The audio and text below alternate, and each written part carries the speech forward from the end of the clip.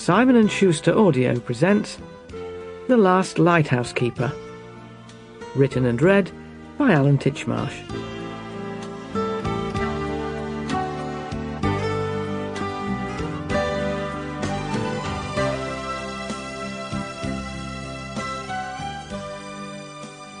Viking, North Utsira, South Utsira. The varnished oars slipped silently out of the sea. Dogger, fisher, German bight. Salt water dribbled off them, disturbing the glassy ripples. Sole, Lundy, Fastnet. The oars dipped in again, propelling the little wooden boat towards the shore with practised ease. Channel light vessel automatic.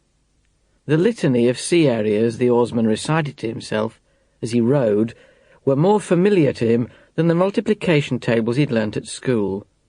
But Channel light vessel automatic? It was the thin end of the wedge, a wedge that had now been driven home.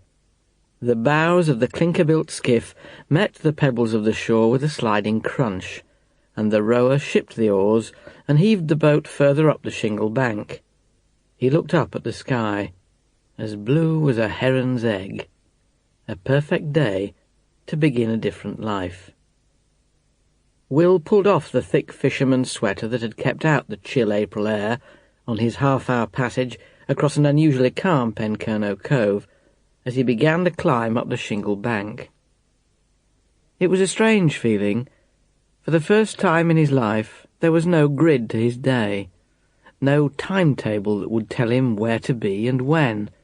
He felt half elated, half terrified at the prospect, glancing back at the lighthouse on the other side of the bay to make sure it was still there, even though it need no longer concern him. He had to find a boat. If the dream was to become reality, he'd better get it soon, and the boat would probably need attention before he set off. With the amount of money he had to spend, he was unlikely to find a vessel in the first flush of youth.